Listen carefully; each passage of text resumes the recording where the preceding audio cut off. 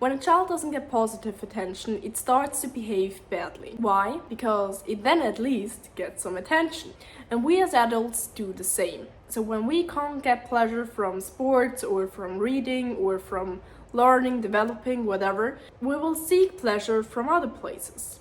We may start to drink or to smoke or be addicted to social media or whatever. And one day we want to change this behavior because we realize that it's not really benefiting us, and then we struggle to get rid of it. And the way most people want to fix this problem is by trying to eliminate the bad behavior or the bad habit. But the problem is that we often have zero good associations with the habit that we actually want to develop.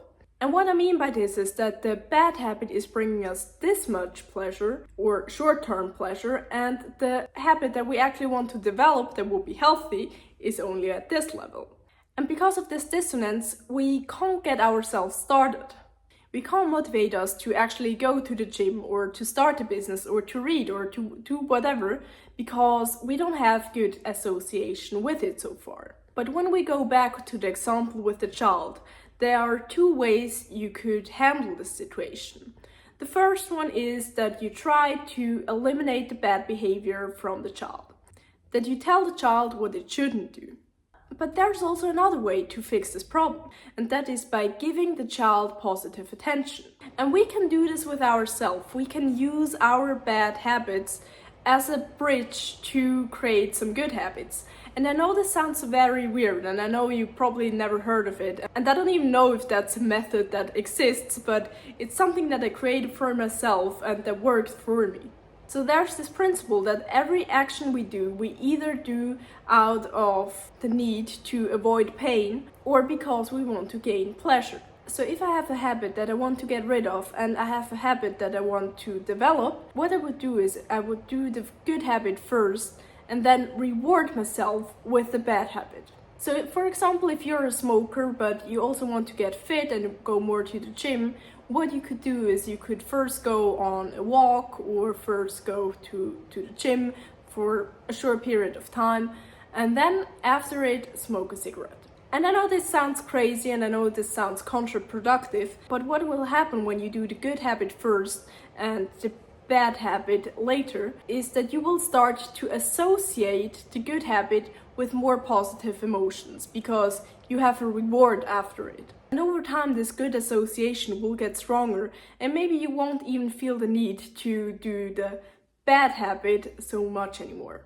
So I know it's a very weird way of handling things and it's a different way how you can develop a good habit. And it's probably the one that we are not really used to. As adults, we are more used to punish ourselves and to be very strict with ourselves. And we very rarely give ourselves some positive attention. We normally only see what we are not doing good and we try to eliminate what we are not doing good. But often we don't see the magnificent being that we actually are. We just see our flaws and what we should have done better, but not what we are already doing good. So what I would do is I would change my focus to what you are already doing good. And by giving yourself some positive attention, by giving yourself some credits, the bad habits may not disappear immediately, but what will happen is that you will maybe not feel the need anymore to do it that much because you already have some wholeness within you. You are not trying to fill this hole within you with something external. Because when you feel content in yourself, when you feel peaceful, when you feel good, you are less likely to seek out something that is not doing you any good. Because when you are good to yourself, when you are kind to yourself, you only want the best for yourself too. And this change of focus takes some time and it takes some practice, but it's not something that is entirely out of reach. It is possible and it will benefit you more than anything else, because the self-talk that we have is the most important talk that we will ever have.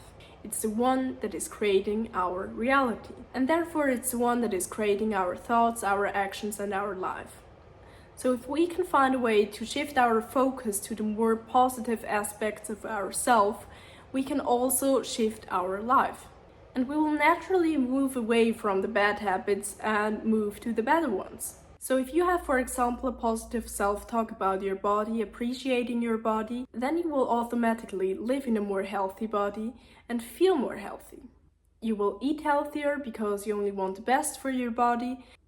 And this way you will start a ripple effect. You will move more, you will eat better. But as you can see, this all starts with giving yourself some positive attention and by changing your self-talk. So what I love to do, for example, is I love to listen to affirmations overnight. And I often do this overnight because I know that the resistance is less to these new affirmations when I'm sleeping, because my conscious can't say anything against it when I'm asleep. So I have this app that is called Inner Tune. It's not sponsored or anything.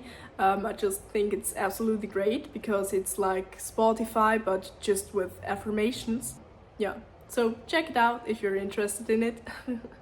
So yeah, that's all today. I hope you enjoyed the video, and yeah, let me know in the comments what you think about it, and I will see you next time. Bye!